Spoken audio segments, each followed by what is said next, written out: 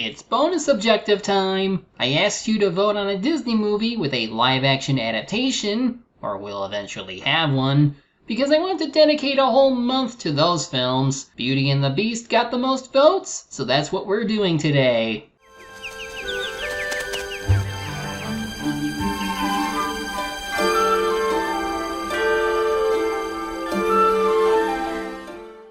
This movie is an adaptation to an old fairy tale of the same name. It first came from Gabrielle Suzanne Barbault de Villeneuve in 1740, but its more recognizable version was by Jean-Marie Le Prince de Beaumont. The story is about a young lady named Beauty who encounters a hideous beast inside an old castle. This beast tries to make her love him at the start, but the relationship is a slow burn that evolves over time. So in the end, they find true love, and the beast would turn back into a human. Disney wanted to adapt this story as early as the 1930s, but it only started to take those steps when it delegated to a satellite studio in London. Richard Williams was initially tagged to direct the project, but he turned it down due for another film, Thief and the Cobbler. Williams then suggested Richard Purdom as a replacement, but Jeffrey Katzenberg saw the storyboard reels and didn't like what he saw. He wanted the movie to be a musical, so out goes Purdom, and in comes Kirk Wise and Gary Trousdale as first-time co-directors. Alan Menken and Howard Ashman were brought on to write the musical score,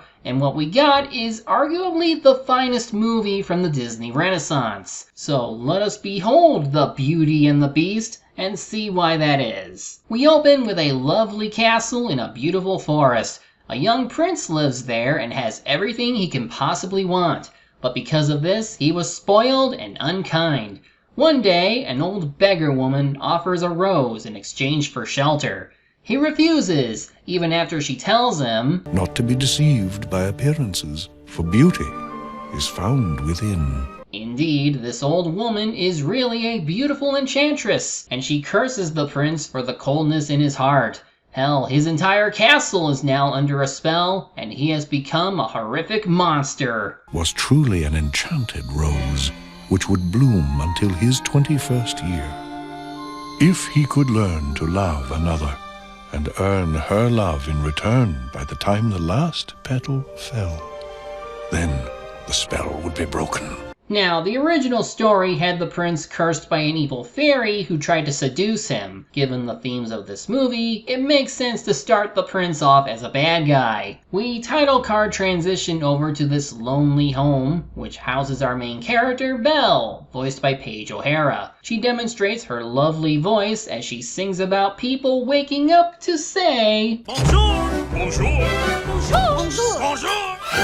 There goes the baker with his tray like always. The same old bread and rolls to sell." I mean, someone has to deliver the goods. You can't break bread without a baker, now can you? Given this song, we see how she views her life as ordinary while everyone else thinks she's odd. Like, they cannot fathom how a beautiful woman like her would refuse to conform to their society. She isn't part of any group, is quite the bookworm, and has a curiosity for life outside this town. I guess this is Disney's way to add more personality to a character who didn't have much to go on in previous adaptations. Sweet she is, Prince Charming, but she won't discover that it's him till chapter 3. Anyway, time to meet our villain for the movie, Gaston, voiced by Richard White. With sidekick LeFou, voiced by Jesse Corti, he's overwhelmingly beloved by the town due to his good looks and hunting skills. Compared to other Disney villains before him, he's certainly the prettiest one, and that plays to his egotistical character, because he thinks he deserves Belle. That makes her the best. And don't I deserve the best? Well, of course, I mean you do, but... Truly a man who doesn't take no for an answer. At least he nails his singing voice down. Just what I'm going to make Belle my wife. He tries teasing Belle once the song's over, only to make a fool of himself. There's no pictures. Well, some people use their imagination. The whole town's talking about it. It's not right for a woman to read. Soon she starts getting ideas and thinking. A woman having independent thought? That's unheard of. She rushes him off to head home and help her father Maurice, voiced by Rex Everhart. Since he just blew up something, he probably could use a hand. I mean it this time. I'll never get this boneheaded contraption to work. Wait, what did he say? I'll never get this boner. Yes, you will. And you'll win first prize at the fair tomorrow. And become a world-famous inventor. You really believe that? I always have. What a supporting daughter you have. Now, the Beauty character was part of a large family in the original story, with a similar number of brothers and sisters. Her father would also be a merchant, but here he's an inventor. Either way, both versions have to attend to something that would get the story going. But before he leaves, Belle tells them about how the rest of the town finds her odd. And because of this, she's unsure if there is anyone for her. Gaston, he's a handsome fella. He's handsome, all right. And rude and conceited and... Oh, Papa, he's not for me. And if you think she'll change her mind later, no, she doesn't. And she nailed who Gaston really is. Anyway, Maurice takes off for the invention fair, only to get lost in this spooky forest. Wolves show up to chase his horse away, and now he has to run for his life. Help!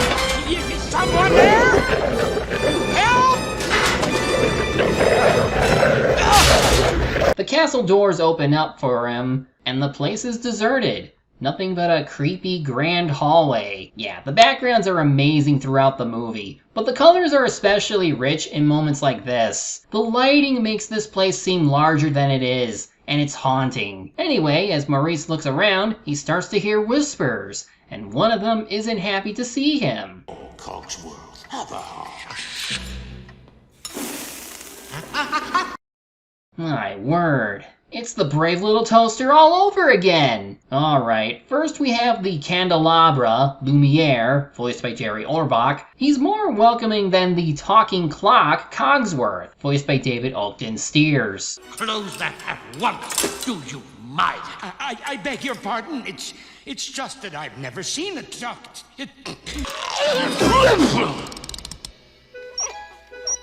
They're not the only living objects here, as there's a dog-like footstool named Sultan, voiced by Frank Welker, a talking coat hanger, a teapot voiced by Angela Lansbury named Mrs. Potts, and her son Chip is voiced by Bradley Pierce, aka Peter in Jumanji. Everything's stuck! Tickles, Mama.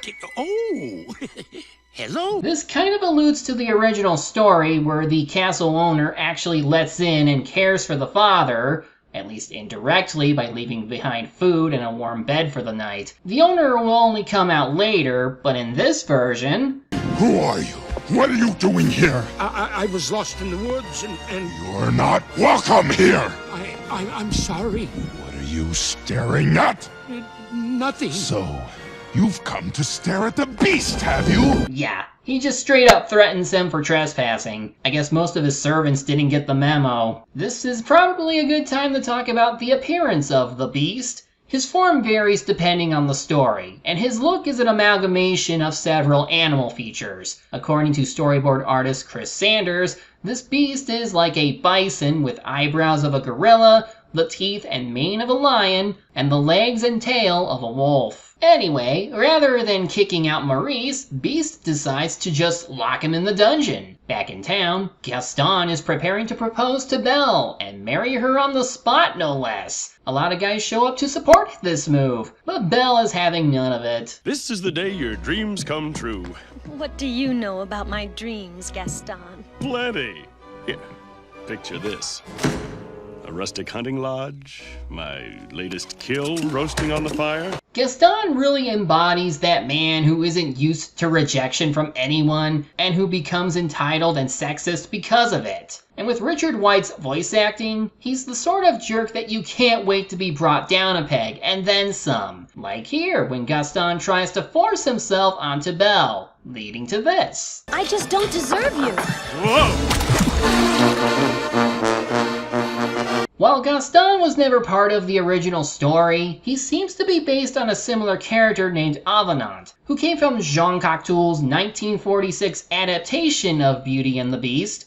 That film also had sentient objects, though they lacked the personalities of their Disney counterparts. Going back to Belle, it's time for her I Want song. It hits a lot of themes from that genre, about wanting more out of life or wishing for an adventure, but unlike other I Want songs like Just Around the River Band or Reflection, Belle is specific in wanting a person who gets her. No Prince Charming yet, to be clear, just someone who appreciates her for who she is. And that ties in nicely to her character arc when she meets the other title character. For once it might be grand to have someone understand.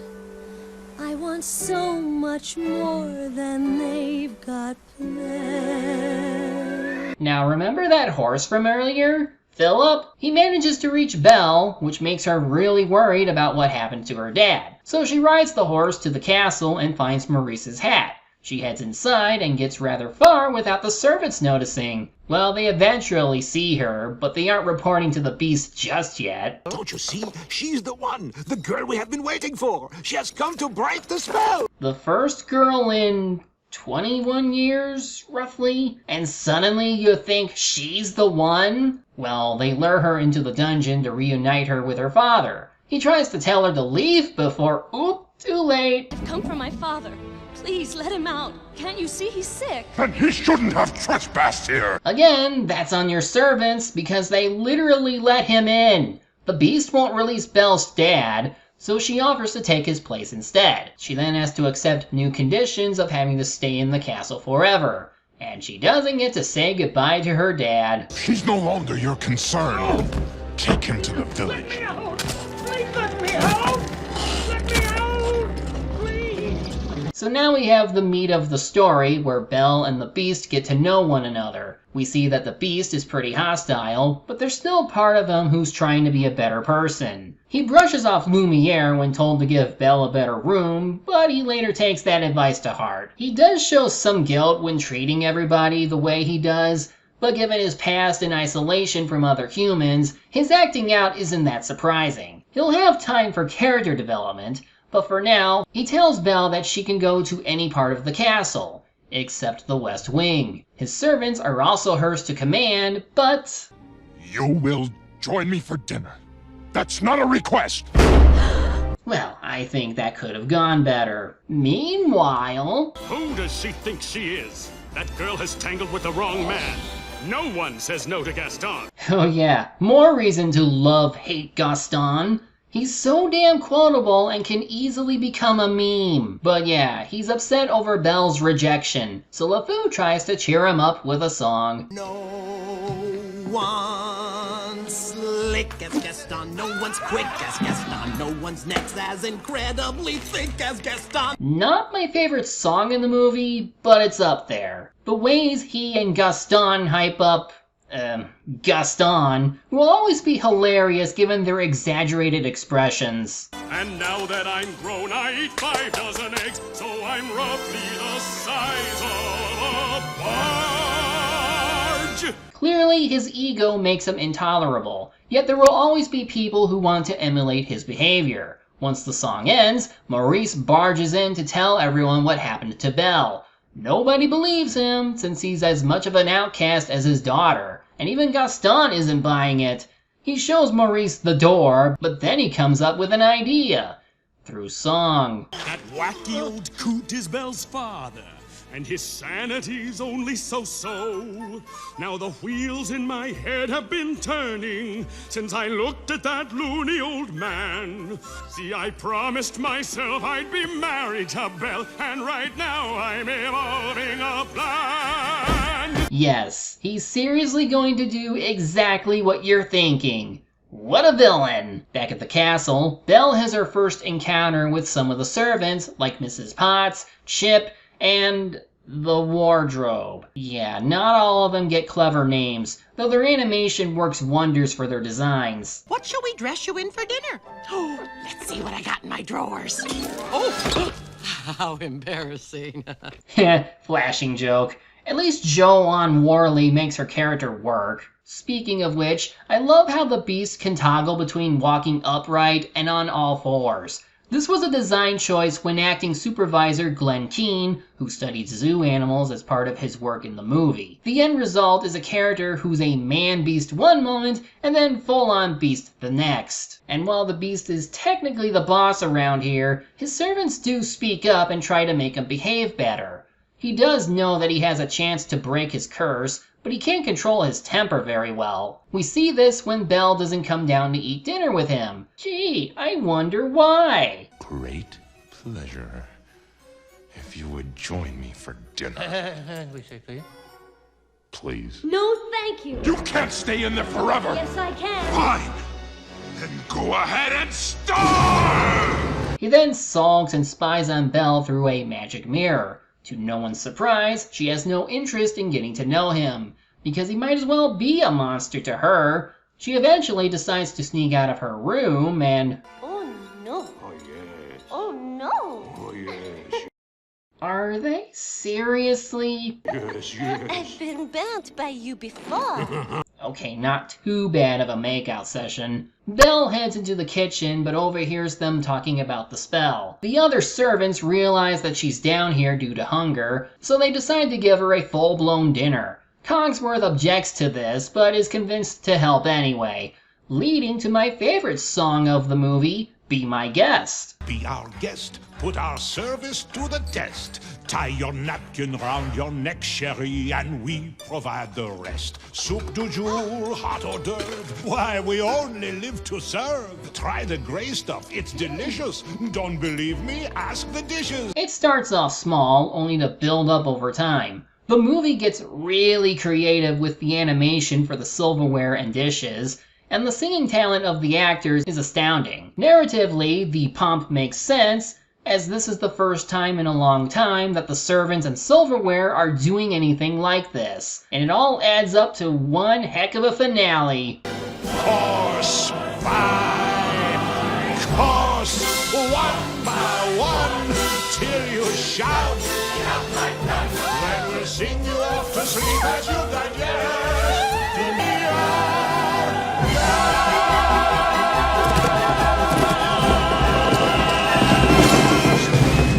Anyway, Belle now wants to explore the castle after dinner, and she convinces Cogsworth to give her a tour. Note the unusual inverted vaulted ceilings.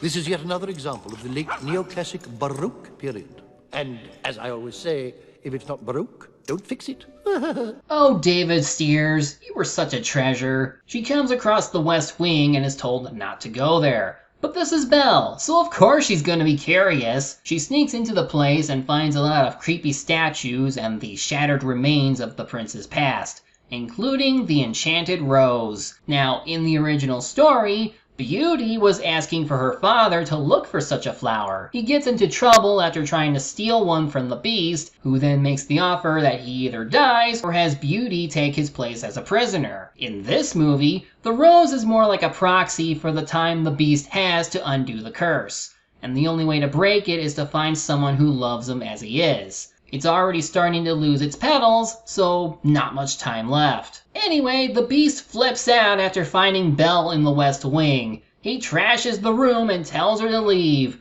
so at least she can go home now. But as she leaves on horseback, a wolf pack shows up to attack her. Belle is cornered and can't hold them off with just her stick, so...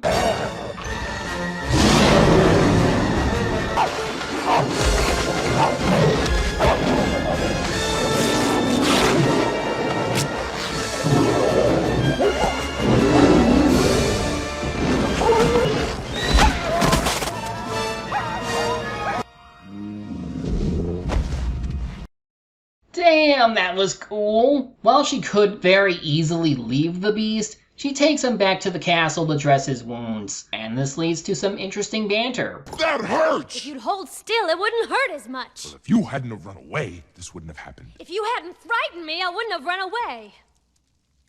Well, you shouldn't have been in the West Wing! Well, you should learn to control your temper. This will be the start of something, but first, back to Gaston. He meets with Monsieur d'Arc, voiced by Tony Jay, who's in charge of the town's insane asylum. Everyone knows her father's a lunatic. He was in here tonight, raving. Whoa, slow down, Maurice. There, I did the thing that you all expected me to do anyway. Basically, Gaston wants him to lock up Maurice unless Belle agrees to marry him. Oh, that is despicable. I love it. I'll do anything for money. Sadly, they couldn't find Maurice, since he's already heading off for the castle to try and rescue his daughter. So LeFou is forced to stay at Belle's house to wait for her and her dad to come home. Ah, nuts. Lucky for him, there was a spa nearby where he could take it easy, because he's gonna have to pass the time somehow. Back at the castle, the Beast wants to do something for Belle after she helped him recover. With advice from Cogsworth and Lumiere, he takes her to the castle library. Belle obviously responds well to seeing so many books, which leads to a song to show her and the Beast getting closer. There's something sweet and almost kind, but he was mean and he was coarse and unrefined, and now he's dear and so unsure. I wonder why I didn't see it there before. In the original story, the Beast would constantly try to propose marriage to Beauty after granting her riches and luxury. She'll turn him down every time, but stays around when her dreams show her a prince that she really likes. She even searches around the castle to find said prince, only to obviously not find him. And she only comes to love and appreciate the Beast after spending a few months away from him. I'm obviously summarizing, so I can't speak to how well written that romance was in the original, but it's good that this movie builds up the relationship over time. The Beast may have done some pretty bad things early on, and maybe he should be held to account for what he did before, but he is putting effort into becoming a better person, and is trying to do right for the person he wronged. So Belle has good reason to think that the Beast is becoming friendlier and gentle. Cogsworth meets with the other servants to discuss their master's curse. That rose is losing more petals, and once the last one falls, the curse is irreversible. I do have to question why the enchantress cursed the Beast's servants, but anyway, this leads to a deleted song about the servants thinking about what it'll be like to be human again. When we're human again, only human again, with knickknacks and whatnots no more. When we're human again, good and human again. Oh, Sherry, on your doggy top drawer. It's alright. I just think it's unnecessary because it cuts into an important part of the movie, which was the ballroom scene. The servants help the Beast put on his old prince attire for his upcoming dance with Belle, who shows up looking really beautiful with that iconic golden dress. We are then treated to a lovely song by Mrs. Potts, singing about the two while they dine and dance. Ever just the same, ever a surprise,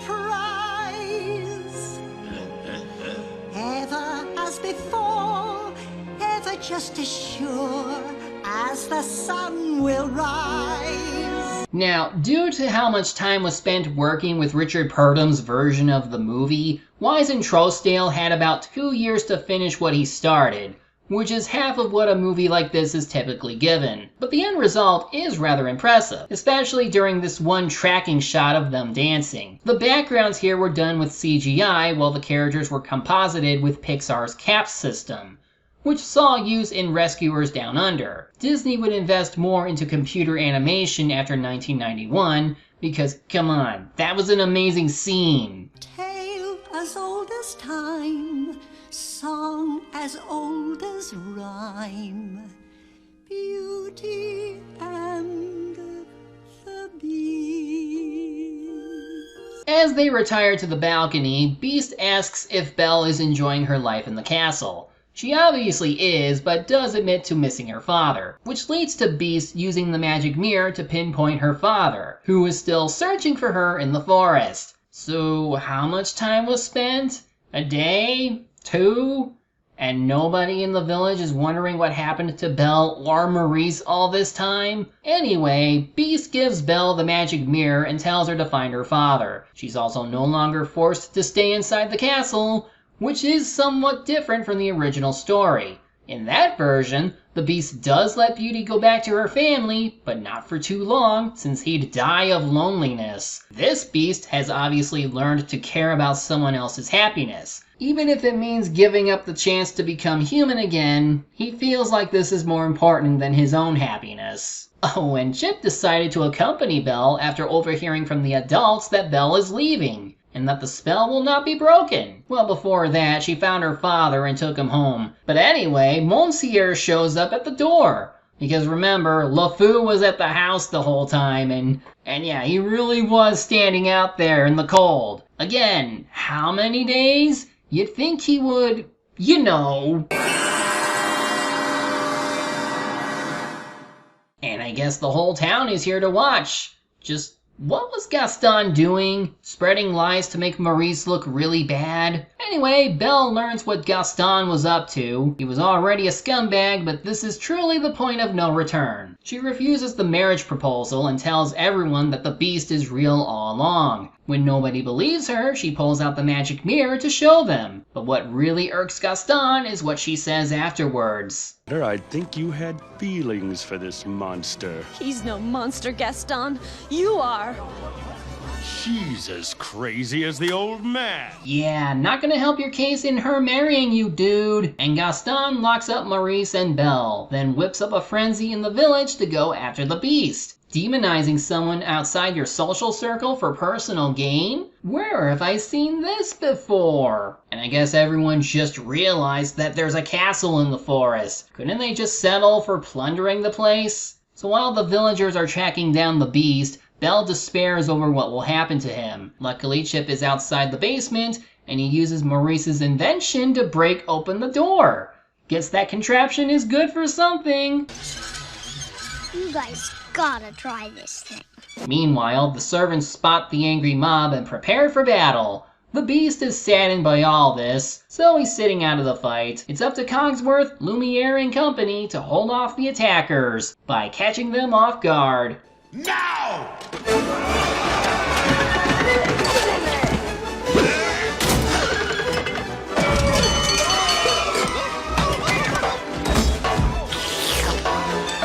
Well, guess the wife inherits the bakery. I do love how crazy this is, and I especially love how Cogsworth goes all Napoleon on LeFou when he tries to melt Lumiere. Goes to show that these two are good buddies, despite being at odds very often. Belle and her father head off to the castle just as everyone is starting to leave, but nobody caught Gaston sneaking off during the battle. The beast encounters the big bad and isn't even up for a fight, even when he gets shot by an arrow.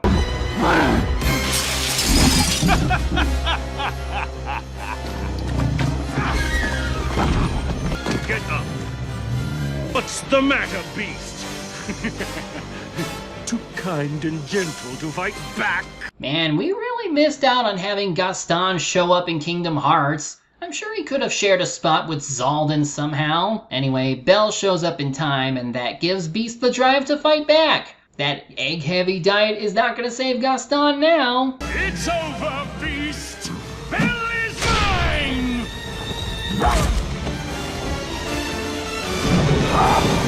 Let me go!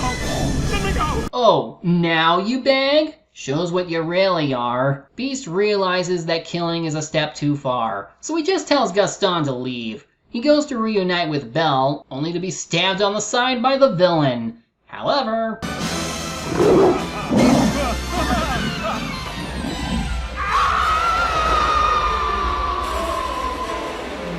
Not the most epic death, but fitting for this bastard. This also differs from the 1946 film where Avenant was shot down by a statue of Roman goddess Diana. He even turns into a different animal from While the Beast dies in that story, but let's not get ahead of ourselves. Belle apologizes for not coming back to Beast sooner, but he's happy that they're with one another in his final moments. So he dies. The final rose petal falls, but because Belle truly loved him even after his death, the spell is starting to unravel.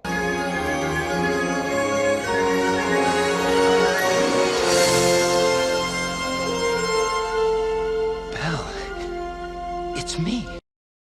I don't know. This is probably the one part of the movie I will quibble over. I really wish that Beast didn't turn back into a human there. And no, the bestiality charge wouldn't apply here since their mutual connection and love is an emotional one, not a physical one. Belle loved the Beast despite his looks, and keeping him in this form would cement the beauty is within message. I don't know. Defaulting to the pretty girl meets pretty boy pattern just kinda feels like a letdown. Regardless, the story winds down as the servants regain their human forms. The two leads then host a party for nobles from other countries. So are they gonna run the little village Belle is from? Are the villagers gonna be punished for trying to storm the castle?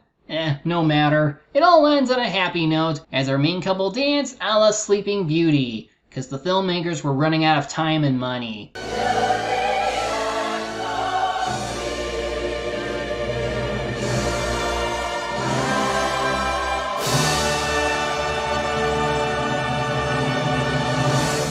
This truly is one of the best films to come out of the Disney Renaissance, for a few reasons. Belle really expanded the range of how a Disney princess character can be written. There's still that kindness and compassion from previous iterations, yet there's an honest yearning for a life on her own terms and beyond what society expected from her. That's a message which really stood the test of time, and Belle is a big reason why you can hear echoes of the same desire from Disney princesses decades later. Her relationship with the Beast has some natural back and forth, which allows her to overcome her initial fears towards him. And because she started treating the Beast with real respect, maybe out of her own experiences from being seen as a misfit, he begins to overcome his temper and become a better person in return. His character development is a nice foil to what we see from Gaston, and the comparison really gets us to ask who the real monster is between the two. The servants are all pretty enjoyable with their own quirks, and I really like the relationship between Lumiere and Cogsworth. Their forms make for some amusing scenes, and there is some real artistic creativity despite a limited production period. And while some songs are better than others, there are no weak links among them. I will always wonder how this movie would look if it wasn't a musical, but the musical aspect elevated the quality of the movie instead of diminishing it. In the end,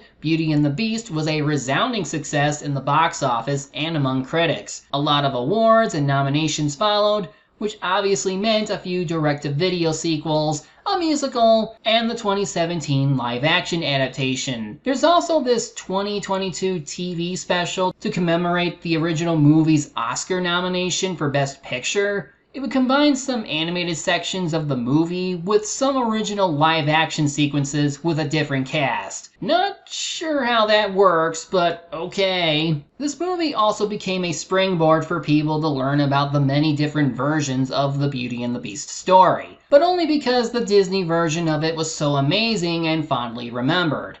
It's a classic that was mind-blowingly great back then, and it is mind-blowingly great even now. I'm the Media Hunter, media's my prey, and reviewing them my way.